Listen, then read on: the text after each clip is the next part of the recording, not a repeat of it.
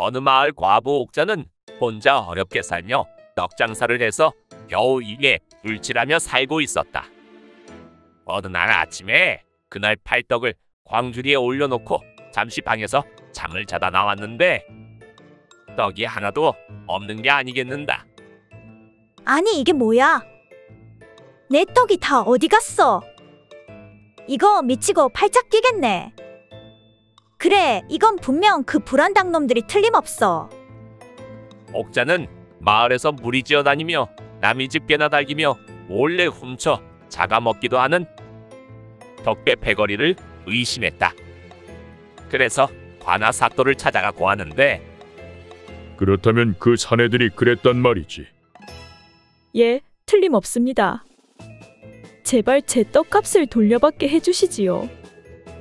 그래, 내가 한번 밝혀내 보겠다. 사또는 세 사내를 불러들이는데 내 이놈들! 혼자 가난하게 떡을 팔아 겨우 살아가는 불쌍한 과부의 떡을 내 놈들이 어찌 훔쳐 먹을 수 있느냐?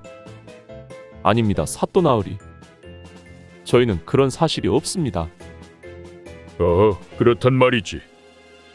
사또는 부하를 시켜 냉수를 가져오게 하는데 지금부터 물을 머금고 입안을 가시게 한 뒤 삼키지 말고 뱉어보거라. 사또가 시키는 대로 하자 사내들 치아 사이에 끼어있던 떡고물이 나오게 된다. 내 놈들 입안에서 나온 떡고물을 보고서도 아니라고 우길 것이냐? 죄송합니다, 사또 나으리. 사또는 사내들에게 곤장을 내리고 떡값도 물게 했다. 감사합니다, 사또 나리. 그래? 그런데 사또 나으리, 또 무엇이냐? 그게 제가 자고 있을 때 저 셋 중에 하나가 저를 건든 것 같은데 그 사내도 잡아주시지요. 뭐라? 그건 또 어떻게 잡아낼꼬? 방법이 있사옵니다. 무엇이냐? 제가 셋을 차례로 겪어보면 잠결에 느낀 그때 그 특징을 잡아낼 수 있을 것 같습니다.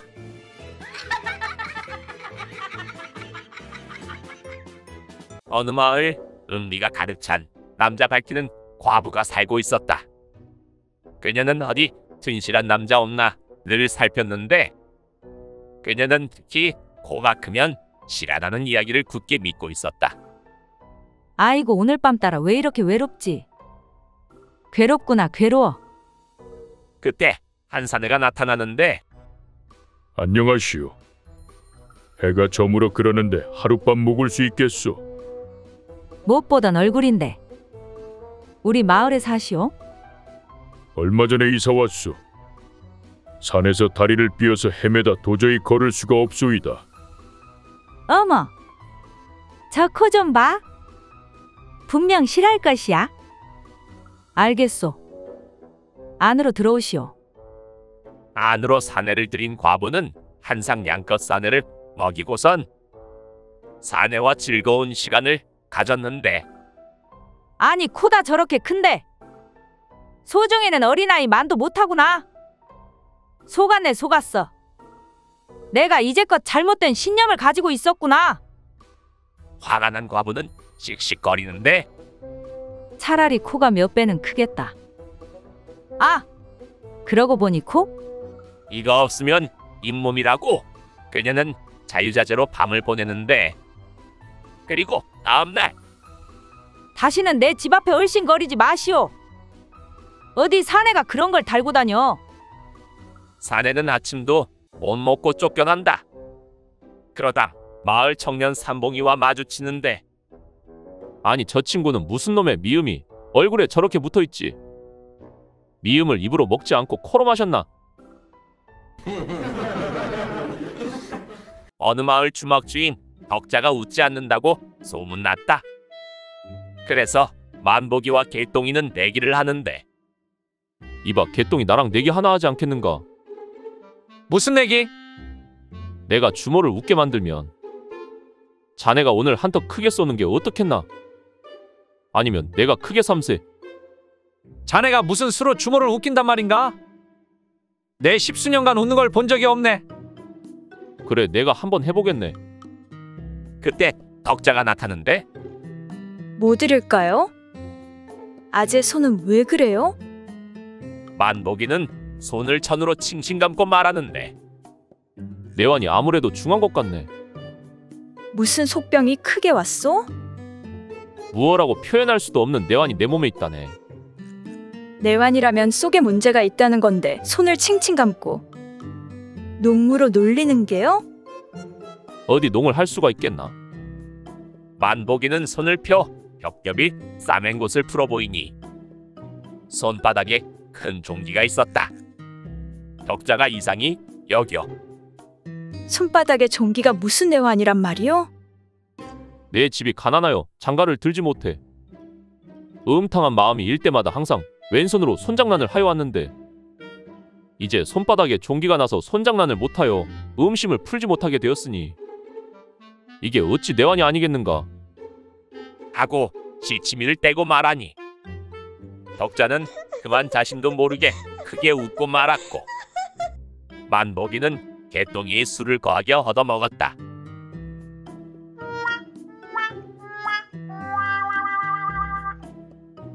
만식이는 마누라 옹심이와 대판 싸웠다. 화를 못 이기고 만식이는 부인을 몇 대 때리게 된다. 아이고 내 팔자야. 이제는 개 패듯이 두들겨 맞고 내가 제명에 못 살겠네. 잔소리하지 마라. 내가 괜히 그랬어? 여편 내가 어디서 하늘같은 서방한테. 그렇게 둘은 잠자리에 드는데 한밤중에 잠이 깬 만식이는 마누라에게 조금 미안한 감정이 들었다. 그래서 달래줄까 하는 마음에 팔을 들어 옹심이를 쓰다듬는데 됐어 그만. 아까 이 손으로 날 때리지 않았소? 그런데 그 손을 왜 나에게 가까이 하오? 잠이나 자시오. 라며 다시 잠자리에 들었다.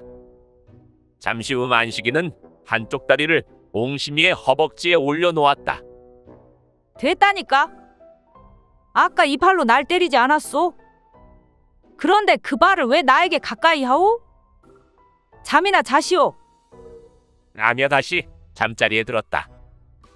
그러자 만식이는 소중이를 옹심이 가까이 하는데 아이고, 너야말로 진실한 내 편이로구나. 너야말로 나를 얼마나 기쁘게 해주었던고. 하며 둘은 언제 싸웠냐는 듯 즐거운 시간을 보냈다. 어느 마을에 순심이가 살고 있었다. 그녀는 혼기가 차 이웃집 사내와 정원을 약속하였다. 어느 날 마을 불안당 덕만이가 그녀의 어미를 찾아오는데 여기는 어쩐 일이신지? 순심이가 시집 간다고요? 내 이런 말 안 하려고 했는데 이미 순심이는 나랑 여러 번 정이 통하였소. 이미 나한테 몸과 마음을 허락해놓고 시집을 간다고. 그렇게는 안 되겠소이다. 아니 그게 무슨 말인가요? 내 딸아이와 이야기를 해보겠소? 그리고 잠시 후 애야, 너 덕만 이놈하고 그렇고 그랬다는 게 그게 사실이냐? 이 어미한테 숨김없이 말해보거라. 네, 엄니. 그게 무슨 말인가요? 절대 그런 일 없어요. 저는 그 사람하고 마주친 적도 없어요. 그런데 그놈이 왜 그런 소리를 짓거리고 가는 거야? 우리 집이 가난하고 못 사니까 쉽게 보고 관계를 부리는 것이에요. 상대할 게 못 됩니다. 이런 천하의 썩을 놈을 봤나? 순심이의 어미는 관아에 고하여 그를 벌주기로 마음먹는다. 사또의 앞에서 둘은 서로의 말이 옳다고 주장하였고 사또는 고심하다 덕만이만 불러 묻는다. 내가 처자와 여러 번 정분을 나누었다 하니 처자의 용모에 대해 반드시 알고 있을 것이다. 만약 틀리면 가만히 두지 않을 것이다. 덕만은 사또에게 일일이 고하였고 순심이를 불러 들어보니 덕만의 말과 틀림이 없었다. 덕만은 순심이의 이웃 달래에게 미리 순심이에 대해 알아놨기 때문이었다. 순심이는 사또의 판결이 어려워진 것을 알고 말하기를 사또, 제 왼쪽 가슴 밑에 큰 반점이 있는데 그 위에 털이 여러 가닥 났습니다. 만약 그자가 그걸 알지 못한다면 어찌 저와 정을 통하였겠습니까? 사또는 덕만이를 불러 묻는데 순심이 왼쪽 가슴 밑에 반점이 있는데 털이 여러 가닥 나 있습니다. 사또는 다시 한번 놀라는데 사실 관아 안에도 덕만의 내통자가 있어 그 말을 몰래 듣고 알려주었던 것이다. 다시 여인을 부른 사또는 순심이에게 이야기를 듣게 되는데 사또, 소녀에게는 본래 점이 없사옵니다. 분명 그 간사한 사내가 관아의 사람을 매수하여 제 이야기를 전달하게 했을 겁니다. 하며 자신이 말한 곳을 보여준다. 그리하여 사또는 덕만의 자백을 받아내고 옥에 가두었으며 순심의 재치와 용모에 감탄하여 순심을 부인으로 맞이했다고 한다. 어느 마을에 사는 덕만이는 딸을 하나 두었는데 하나뿐인 딸을 애지중지 키워 시집 보냈다. 그의 딸은 수십 리 멀리 떨어진 마을이었는데 임자, 우리 딸 덕자가 너무 보고 싶구만. 잘 지내겠지요? 뭐가 그리 걱정되시오? 이거 안 되겠소. 우리 딸 보러 다녀와야겠소. 하이고 참, 이 양반이 아직도 딸아이가 애인 줄 알고 거 다녀온 지 얼마나 됐다고 또 간다고. 하여간 못 말려. 덕만이는 딸이 보고 싶을 때마다 땀을 뻘뻘 흘리며 수십 리 떨어진 먼 마을까지 찾아갔다. 그런데 딸은 덕만이 오면 인사만 할 뿐 술 한 잔, 밥 한 그릇 대접하지 않고 돌려보내는 것이었다. 내가 지를 어떻게 길렀는데 그 먼 길을 걸어서 간 아비한테 밥 한 그릇 대접하지 않는단 말인가? 그렇게 무심한 딸 것이 어디 있단 말인가? 혹여나 내가 죽었다 해도 애통해하기는 하겠나? 그렇게 덕만은 아내와 짜고 자신의 부고를 사람을 시켜 딸에게 보내는데 딸은 즉시 달려와 울며 통곡하는데 이게 무슨 일이란 말입니까? 엊그제 저희 집에 오셨을 때 쌀밥과 고깃국으로 식사를 대접하고 맛있는 술과 안주도 장만에 올렸었는데 그때 아버지가 맛있게 잡수시고 좋아하셨는데 며칠 사이에 이렇게 돌아가시다니요. 이렇게 거짓말하며 통곡하는데 거짓말은 커져갔다. 그날 아버지께서 골짜기 목화밭과 들판에 눈을 제게 주신다고 약속까지 하셨는데 그대로 세상을 떠나시니 그 전답들을 어디에다 호소하여 받으라고 돌아가셨는지. 딸은 이렇게 울면서 말하며 집안 사람들이 듣고 살아생전 부친의 말씀을 처리해 주어야 한다는 연극이었다. 이 말을 듣고 있던 덕만은 기가 차 달려나오는데 이 염치 없는 가스나야. 내가 죽었다고 하여 와서는 그런 어처구니 없는 거짓말을 한단 말이냐. 내 엊그제 언제 내 집에 갔으며 지난날에 내 집에 갔을 때 내게 밥 한 그릇 대접하긴 했느냐? 내 언제 내게 밥과 논을 준다고 했다고 꾸며대느냐? 이런 고향 것. 딸을 꾸짖자 통곡하던 딸은 눈물을 거두고 말하기를 아버지의 돌아가심도 어디 정말 돌아가신 것이며 제 울음도 어찌 정말 울음이겠습니까? 거짓 초상에 거짓 곡을 한 거니 너무 화내지 마시지요. 이에 덕만은 어이가 없어 멋쩍은 웃음을 지었다. 뛰던 나비 위에 나는 딸이 여기 있었다. 만복이는 양반댁에서 사흘을 일한 후 집으로 돌아왔다. 그의 마누라 춘심이는 순진하고 맹한 여인이었는데 서방님 왔어요. 그래, 나 없는 동안에 별일 없었지? 그게 왜? 뭔 일 있었어? 그제 밤에 막 잠이 들었는데 글쎄 방 안에 웬 남정네가 들어오는 게 아니겠어요. 그러더니 가만히 있으면 목숨만은 살려준다길래 가만히 있었어요. 그랬더니 저를 막 미안해요. 이런 썩을. 누군지 얼굴은 봤어. 그게 너무 어두워서 어떤 잡놈인지 잡히면 가만 안 둬. 다리 몽둥이를. 이 마을놈이면 내가 뒤져볼 테니까 자네는 소문 안 나게 가만히 있어. 알겠어? 네, 알겠어요. 그리고 얼음 후 여보, 찾았어요. 뭘 찾아? 저번에 저를 덮친 사람이요. 뭐라고? 누군데? 집신장수 칠복이요. 이 자식을 가만 안 둬. 몽둥이가 어딨어? 내 가서 질질 끌고 올 테니까 기다려봐. 그런데 당신 갑자기 어떻게 생각난 거요? 아니, 내가 도저히 떠올려도 생각이 안 나는 거예요. 그래서 날마다 돌아다니면서 한 놈씩 붙어서 상대해봤죠. 그랬더니 그놈이 틀림없더라고요.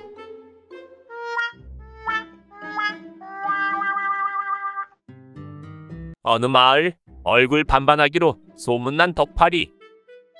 덕파리는 이틀 전 부친상을 치렀는데 아이고, 이제 내가 가장이구나. 늙으신 어머니와 동생들을 데리고 어떻게 살아갈까? 근심이 많은 그는 멍하니 하루를 보내고 있었다. 그때 마을 처녀 순자가 그를 보는데 아니, 저렇게 잘생긴 사내가 우리 마을에 있었다니. 정말 보기만 해도 오금이 저리는구나. 내 저 남자를 꼭 꼬시고 말 거야. 순자는 덕파리에게 한눈에 반하게 된다. 그리고 그날 밤 방에서 쉬고 있던 덕파리 앞에 순자가 쳐들어오는데 아니, 누구시오? 남의 집에 함부로 들어오는 거요? 오라버니, 한눈에 반했습니다. 저를 신부 삼아주세요. 온 마음을 다해 모시겠습니다. 이러지 마시오, 처자. 이건 옳지 않소. 절 받아주지 않는다면 바다로 가서 몸을 던지겠습니다. 오빠, 날 가져. 처자의 외모에 살짝 마음이 간 덕팔은 그녀와 뒹구는데 그런데 문득 부친이 돌아가신 지 얼마 되지 않았는데 자신이 한심스럽다고 느낀 덕팔은 순자를 밀친다. 아무래도 안 되겠소. 돌아가시오. 부친이 돌아가신 지 이틀밖에 되지 않았소. 죄를 짓는 것 같아 안 되겠소. 아니, 오라버니, 방금까진 저에게 입 맞추고 안으시더니 갑자기 그만두신다고 없는 일이 됩니까? 도둑놈이 남의 집 창고에 들어가 물건을 훔치고 나오다가 주인에게 들켜 물건을 놓고 나온다면 물건을 안 가지고 나온다고 도둑이란 이름을 면할 수 있겠습니까? 책임지시지요. 아, 그거 희한하게 말되네.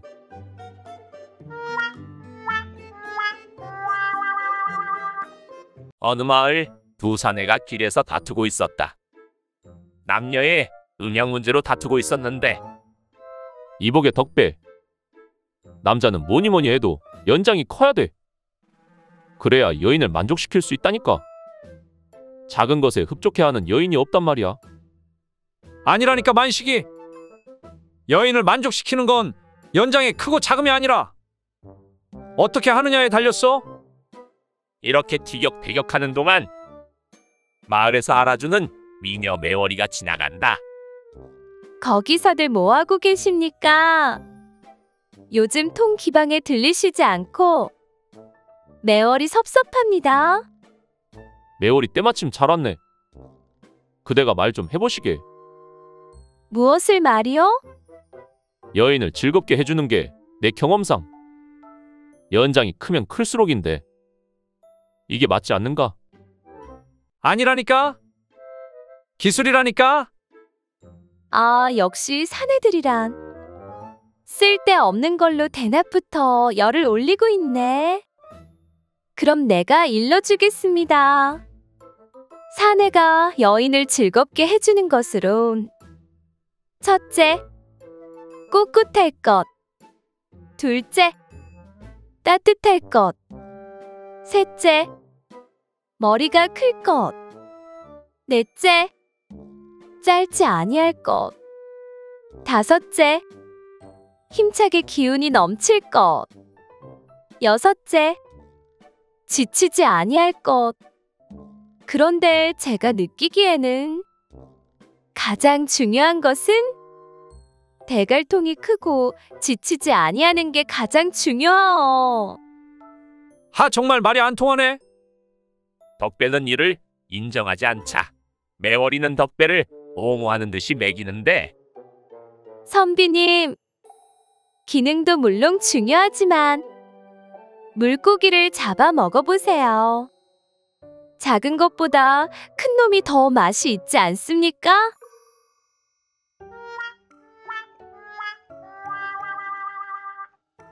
어느 마을 장난꾸러기 여인 말자가 살고 있었다. 그녀는 심심한 걸 참지 못해 사람들 놀리는 걸 좋아했는데 하루는 마을 언덕에 올라갔는데 아, 심심해. 장난 좀 쳐볼까나. 늑대다. 늑대가 나타났다. 그때 마을 청년 삼식이 무리가 올라오는데 늑대 어딨어? 이놈의 늑대놈이 우리 가축 물어간 게 한두 번이 아니야. 어딨어? 아, 방금 도망갔어요. 뭐라고? 아, 어쩔 수 없지. 너도 위험하니 얼른 내려가거라. 그렇게 사내들이 내려가고 아이고, 재밌어. 이 맛에 사람들을 놀리지. 한 번 더 해볼까? 늑대다. 늑대가 나타났다. 도와주세요. 잠시 후 삼식이 무리가 다시 올라오는데 늑대 이 자식 어딨어? 가만 안 둬. 가죽을 발라버릴까 보다. 방금 또 도망갔어요. 뭐라고? 너 지금 어른들 데리고 노는 거 아니지? 아니에요. 진짜 있었어요. 하, 그래 너도 얼른 내려가. 그렇게 삼식이 무리가 내려가자 나 너무 웃겨. 저 아저씨 너무 순진해. 어디 한 번 더 해볼까? 늑대다. 늑대가 나타났다. 살려주세요. 그런데 아무도 올라오지 않는 게 아닌가. 아, 이제 된 건가? 이제 아무도 안 올라오겠군. 나와 먹새야. 아이고, 꼭 이렇게까지 해야 돼? 응, 그래야 돼. 요즘 물레방아의 포졸들이 순찰 돈단 말이야. 자, 빨리 나 즐겁게 해줘. 알았어, 자기야. 기다려봐. 아주 지지고 볶고 해줄 테니까. 그렇게 둘은 알콩달콩 즐거운 시간을 보냈다고 한다.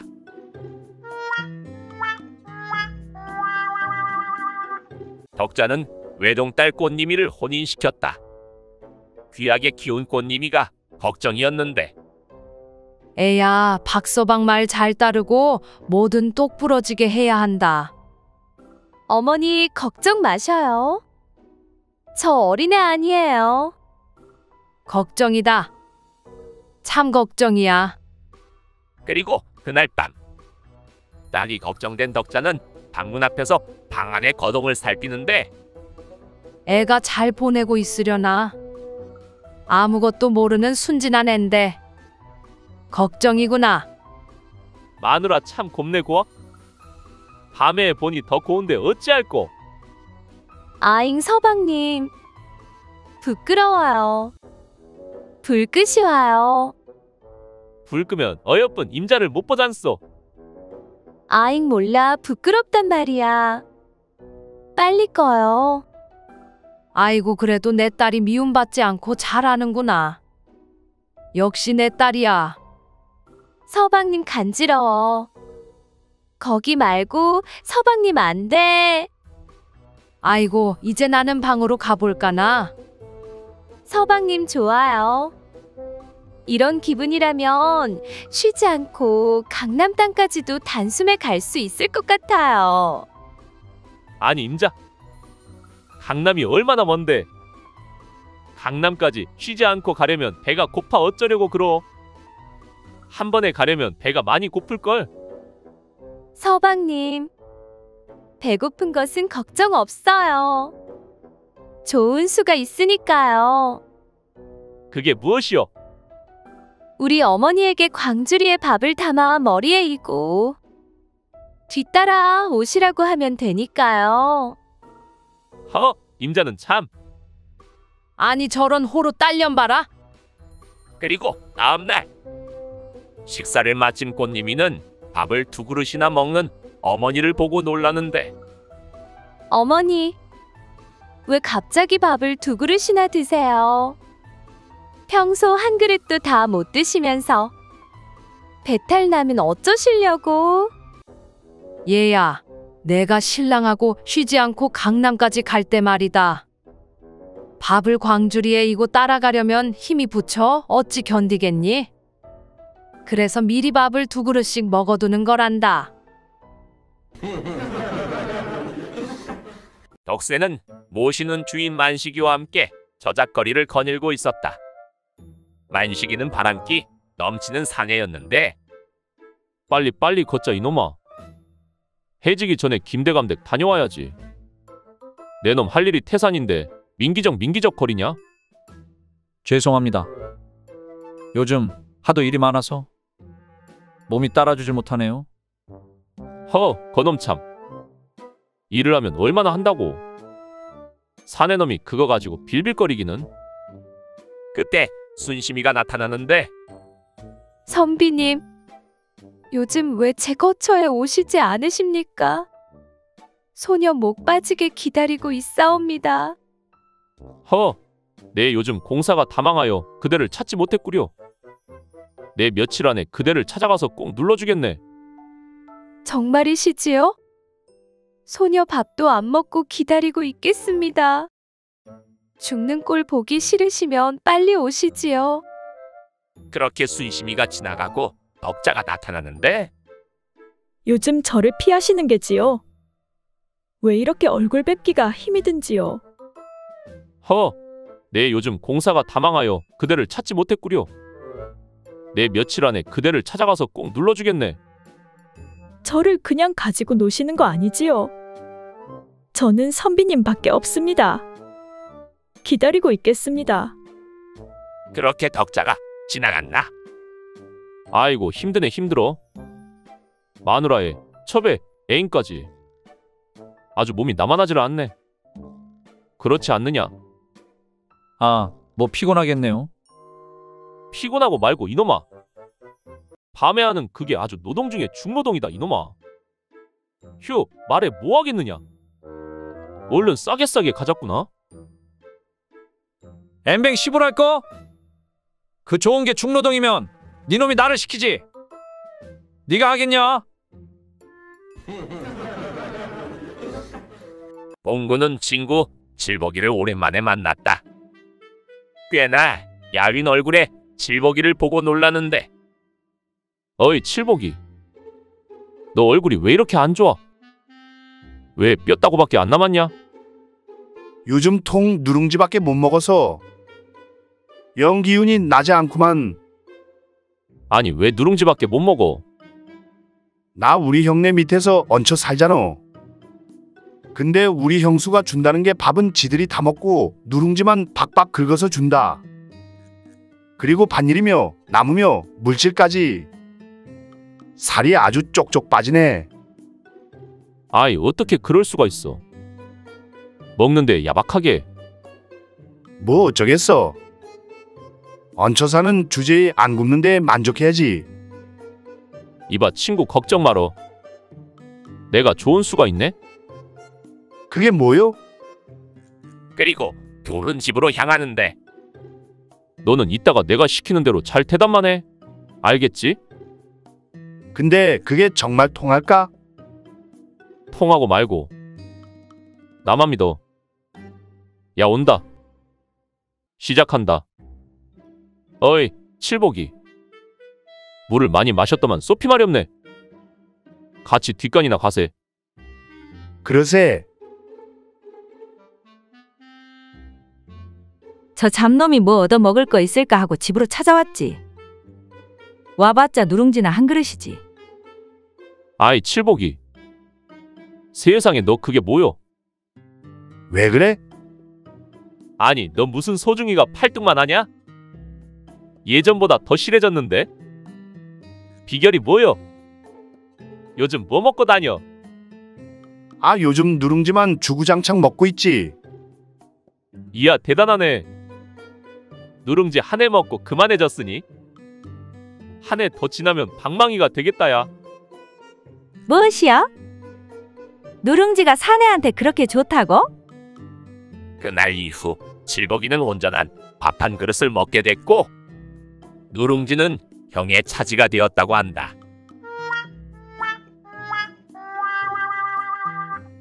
어느 마을 박대감은 장기를 잘 두어 감히 적수가 없었다. 내기로 장기를 두어 얻은 재물 또한 적지 않았으며 그 누구와 장기를 두어도 이긴다는 자신감을 가지고 있었다.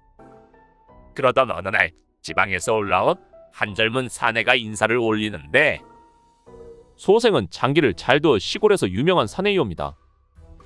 내 한양에 올라와 풍문으로 들으니 대감님께서 장기 수가 매우 높다 하니 이참에 소생과 한판 두시는 것을 허락하겠습니까?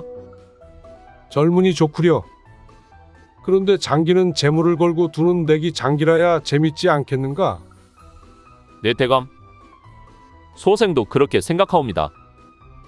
하오나 제가 시골에서 올라온 터이라 재물이 없으니 소생이 가지고 온 말과 종을 걸고 해도 되겠습니까? 대감이 지면 거기에 합당한 재물을 저에게 주면 어떠할지요? 아주 좋은 생각이네. 그렇게 두 사람은 장기를 두기 시작하는데 그 결과 세 판을 겨뤄 한 판은 선비가 이기고 두 판은 박대감이 이기게 된다.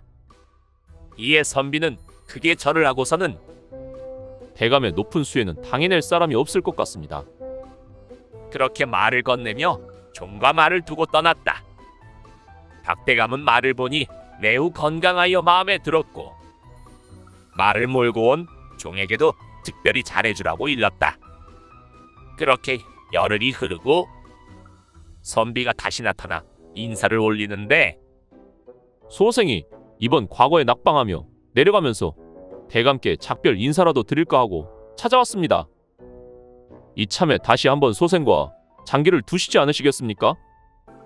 내기 장기를 두어 대감이 지면 소생의 말과 종을 돌려주시고 소생이 지면 시골에 있는 전담 문서를 바치겠습니다. 그거야 나야 좋지. 어디 한번 겨뤄보게. 그렇게 장기를 두게 되었고 박대감은 세 판을 내리 선비에게 지고 만다. 참으로 모를 일일세. 그 짧은 동안 어디서 술을 배워 이렇게 늘었는가? 그거 참 신통하구만. 대감 그게 아니옵니다. 소생의 장기 수준은 8도에서 최고 수준입니다. 처음부터 대감의 실력으로는 제 차포를 떼야 소생에게 미칠 정도입니다. 시골의 가난한 선비로서 한양에 와보니 종과 말을 맡길 데가 없어서 일부러 저들이고 저들을 맡아주도록 속인 겁니다. 이제 장기에 지셨으니 종과 말을 돌려주시지요. 아, 그렇구나. 그 말은 즉슨 사기 다말을 아니 사기 장기를 치셨구나.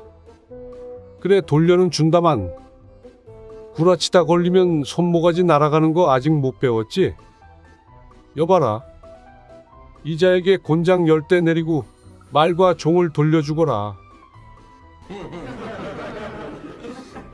어느 마을 세 여인이 살고 있었다. 셋은 소방 맞고 쫓겨났는데 우연히 한자리에 모여 담소를 나누고 있었다. 여인들은 별일도 아닌 일로 쫓겨났다며 서로 억울함을 호소했는데 정말 나는 아무 일도 아닌 걸로 쫓겨났다니까? 뭔데? 시어머니가 담뱃대를 털어오라길래 그걸 털러 바깥으로 나갔지.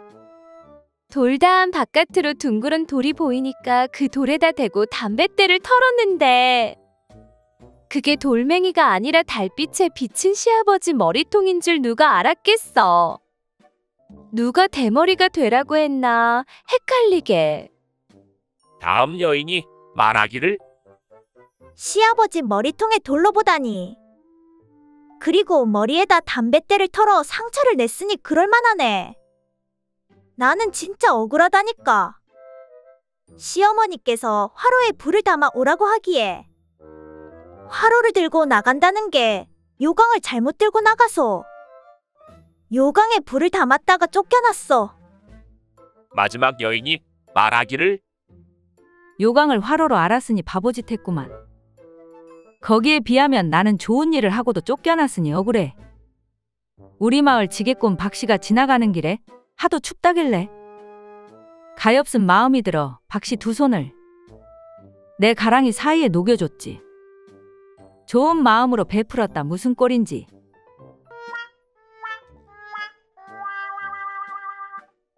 어느 마을 만식이와 덕배는 오다가다 만난 친구 사이였다. 둘은 같은 마을 주모 과부 삼순이에 대해 이야기하고 있었는데 이봐 덕배. 어제 주막에서 막걸리 한잔 하는데 주모 빵댕이가 아주 더 커진 것 같아. 남자 생겼나? 하긴 그 얼굴에 남자 없는 게 이상하지. 그나저나 하룻밤 푹 안아봤으면 좋겠네. 주모 정도야 꼬시기 쉽지. 뭐라고? 말은 나도 쉽게 하지. 자네가 무슨 수로 꼬셔? 이 친구야. 내가 왕년에 대감댁 애기씨도 홀린 사람이야. 마을 여인들 다 홀린다고 관아에 끌려가. 곤장 20대 맞고 정신 차려서 그렇지. 이 친구가 허풍은? 진짜라니까. 자네가 이사 온 지 며칠 되지 않아 그렇지. 알만한 사람들은 다 알아. 그럼 자네가 주모를 한번 꼬셔봐. 내가 꼬시면 어쩌겠나. 자네가 꼬시면 내가 50냥 주겠네. 그래? 그 약속 꼭 지키시게. 사흘이면 끝나네. 좋아. 사흘 안에 꼬셔보시게. 그렇게 덕배는 삼순이 집으로 향하는데 안녕하신가. 안녕하시오. 무슨 일이시오? 아, 지나가는 길이네. 그나저나 자네 나랑 손바닥 한번 대보겠는가? 갑자기 손바닥은 왜 그러시오? 내 손 크기가 어느 정도인지 확인하고 싶어서. 내 한 양 주겠네. 한 양 준다는데 뭐 못할 게 없지. 그렇게 덕배는 손바닥을 맞대고 한 양을 건넨다. 그리고 다음날 안녕하신가? 또 보? 지나가는 길이라네. 그나저나 자네 귀 한번 만져볼 수 있겠는가? 갑자기 내 귀는 왜 그러시오? 내 귀에 손에 잡히는 게 있는데 자네도 혹시 그런가 확인하고 싶소. 내 세냥 주겠네. 아이 당연히 되지요. 만져보시오. 그렇게 덕배는 삼순이의 귀를 만져보고 세냥을 준다. 그리고 다음날 또 오셨어? 오늘은 뭐요? 궁금하오. 왜 그러시오? 오늘은 아닌데. 에이, 있는 거 다 아오. 빨리 말해보시오. 자네 나랑 배꼽 크기 한번 대보세. 배꼽이라니? 내 배꼽 크기가 얼마 정도 큰지 항상 궁금했다네. 그런데 어디 대볼 기회가 있겠는가?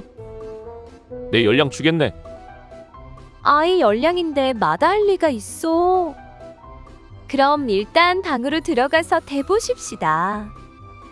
그렇게 둘은 방으로 들어가 배꼽을 맞대보다 눈이 맞았고 서로 살림을 합쳤으며 덕배는 만식이에게 50냥도 받고 예쁜 과부도 얻었다고 한다. 기생래양이는 잘난 체가 심한 여자였다. 여기저기 불러 찾는 이가 많아 곶대 높은 그녀였는데 어느 날 후스룩해 보이는 한 사내가 매양이를 찾았다. 돈은 많이 없어 보이는데. 글 공부하는 새님인가? 어디 한번 놀려볼까나? 선비님, 글은 배우셨는지요? 못 배웠소. 세상에, 사내가 글도 모르면 얼마나 답답하시오? 손등이 하얀 것으로 봐서 무식장이 같지는 않아 보이는데. 셋네 하나 물어볼 테니 답해 보시지요. 소나무가 왜 오래 사는지 그 이유를 아시오? 모르오. 그럼 학이 잘 우는 까닭을 아시오? 그것도 모르오. 이런. 그럼 길가에 있는 나무가 떡 버티고선 이치를 아시오? 그것도 모르오. 매양이는 하나도 제대로 대답 못하는 샌님에게 더 우쭐하는데 그러니까 배워야 한다는 거요. 내가 알려드릴 테니 잘 들어보시오. 소나무가 오래 사는 것은 그 속이 단단한 까닭이요. 학이 잘 우는 것은 목이 긴 까닭이고, 길가에 나무가 잘 버티고 있는 것은 지나가는 사람의 눈을 끌려는 까닭이요. 이제 알겠소? 그제서야 사내는 말을 하는데 하하, 그렇소. 소나무가 속이 단단해서 오래 사는 것이라면 대나무는 왜 속이 비었어도 오래 살며 사시사철 푸르기만 한가? 학이 목이 길어서 잘 운다지만 개구리는 목이 짧아도 잘 울기만 하지 않는가? 그리고 자네 어미가 길가에 잘 버티고 서 있더만 그것도 지나가는 사람들의 눈을 끌려고 그런 것이오? 그제서야 코가 납작해진 매양이는 이 짧은 밤을 이야기만 하고 지내시렵니까? 어서 자리를 드셔서 쇳내를 품어주시지요. 만식이는 이웃 마을에 일이 있어 들리게 되었다. 그 마을에는 부잣집이 있었는데 그곳에는 돈 많은 과부가 살고 있었는데 그 여인은 곱기도 매우 고왔다. 김대감님 심부름 왔습니다. 그래 고생하셨어. 술상을 내어오라 하겠으니 잠시 쉬고 계시오. 네, 감사합니다. 그런데 만식이의 눈앞에 한 어린아이가 눈에 띄었는데 그 아이는 등이 굽어 있었다. 부인, 그런데 저 아이는? 아, 제 하나뿐인 아들이요. 등이 굽기 시작한 지 며칠 되지 않았는데 온갖 약을 써도 낫지 않았소. 이에 만식이는 슬그머니 장난이 치고 싶어 말을 꺼냈다. 네, 선친께서는 의술에 능하였고 못 고치는 병이 없었습니다. 내가 어깨 너머로 배운 의술도 만만찮은데 의술은 병을 고치는 날짜가 중요한지라 며칠 머물면서 자세한 처방을 해드리지요. 정말이요? 고맙소. 만약 병을 고쳐준다면 무엇이든 원하는 대로 드리겠소. 그렇게 그날부터 며칠간 진수성찬 대접을 받게 되는데 허! 아이의 병을 보아하니 이미 고질병이 되었습니다. 따라서 신령스러운 비방이 아니고서는 고칠 수가 없습니다. 그게 어떤 것이요? 황토에 잣나무 씨를 싸서 먹이고 하루가 지난 다음 깨끗한 냉수에 예리한 도끼날을 씻어서 그 물을 한 그릇 마시게 하면 병이 곧 나을 겁니다. 수많은 의원들에게서 처방을 받아봤는데 이런 개똥 같은 소리는 처음이요. 어떤 연유로 그렇게 내린 것인지 알려주시겠소? 잣나무를 보면 항상 곱게 자라지 않습니까? 그래서 지금 씨를 흙으로 싸서 뱃속에 삼키게 되면 곧 그 나무가 자라서 아이의 구분 등을 바르게 할 것은 당연한 이치 아니겠습니까? 그렇다면 도끼 소리는 웬 지렁이 척추 부러지는 소리요? 아, 그것은 잣나무가 자라는 동안 격가지가 나게 됩니다. 그래서 도끼로 그 가지를 잘라줘야 잣나무가 곱게 자라기 때문입니다. 아, 그렇군요. 꼭 그렇게 해보겠습니다. 하이고, 이 얼빵한 여자야. 그게 말이 되겠냐? 며칠 잘 얻어먹고 간다. 부인은 어이가 없었지만 만식이의 말을 믿어보기로 했다. 그렇게 다음날 만식이는 떠났고 1년이 지나 다른 일로 그 집에 오게 되는데 호기심에 집안에 들리는데 그때 부인이 만식이를 알아보고 반갑게 맞이하는데 아이고, 네, 언젠가는 의원께서 이곳을 지나갈지 알고 기다렸습니다. 네? 의원이라니. 그게 무슨 소리요? 우리 하나뿐인 아들이 등이 아주 곳곳하게 폈다어. 내 원하는 거 다 드리겠소. 재물이든 뭐든 말만 해보시오. 아, 그렇소? 그렇다면 한번 주나?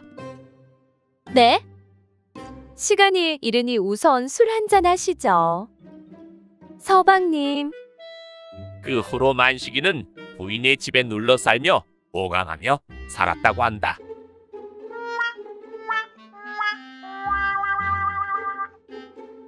어느 마을 죄부인은 심술궂은 여인이었다. 그날도 자신의 집 모자란 머슴 봉세나 데리고 놀려볼까 하고 부르는데 봉세 이놈아, 네 마님. 내 이놈. 여자 저고리는 풀어봤느냐? 여자 저고리를 왜 푸나요? 자기 저고리는 자기가 풀어야지요. 허허, 이 공 같은 녀석. 사내놈이 진정한 재미를 모르는구나. 그럼 혹시 내 놈 가랑이에 있는 게 얼마만 하느냐? 아, 그것이요. 뭐 대충 구렁이랑 비슷한 것 같은데요. 무엇이야? 이놈. 이따 내 방으로 찾아오거라. 내 그 말이 거짓인지 아닌지 확인해 보겠다. 거짓이라면 가만히 안 두겠다. 내가 왜 마님한테 거짓을 말하겠습니까? 진실입니다. 그런 게 그걸 왜 확인하려고 하십니까요? 그것은 오줌 넣을 때나 필요한 건데. 아니다. 또 필요한 곳이 있단다. 내 그걸 오늘 밤 알려주겠다. 아, 마님. 무슨 말씀인지 알겠습니다. 방금 전까지는 모른다 하지 않았느냐? 생각해보니까 저는 오줌 넣을 때나 쓰는데 대감마님께서는 오줌 넣을 때도 쓰시고 달래랑 덕자 순자 말자를 방에서 혼내줄 때 또 쓰시더라고요. 기집 애들이 어찌나 혼나던지 막 울고불고 난립니다요. 무엇이라고?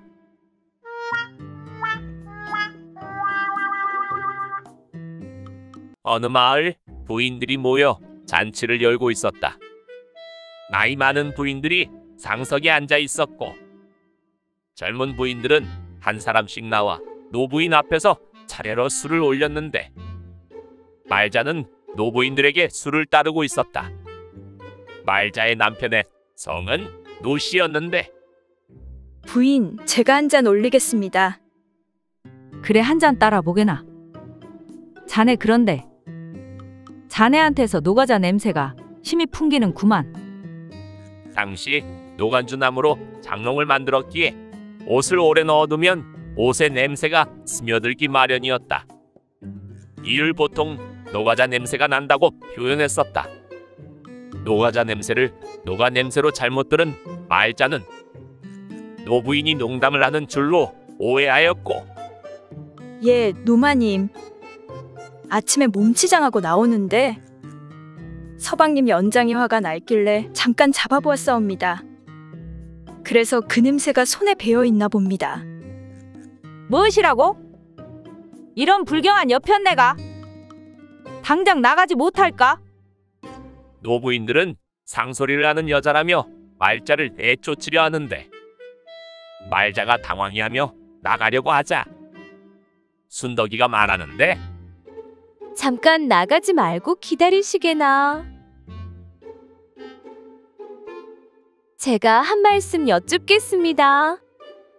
저는 손금을 매우 잘 봅니다. 특히 사내의 소중이를 만져본 부인들의 경우엔 손금을 보고서 몇 번이나 만지셨는지까지 모두 다 알아냅니다. 지금 이 친구가 불경하다고 나가라고 하니 노부인들의 손은 얼마나 깨끗한 손인지 제가 한번 보겠습니다. 모두 손을 앞으로 내밀어 주시지요.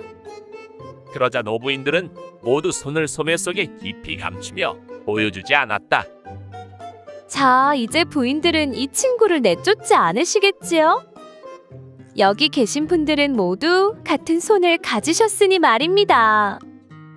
그때서야 노부인들은 모두 웃으며 다시 즐거운 시간을 가졌다고 한다.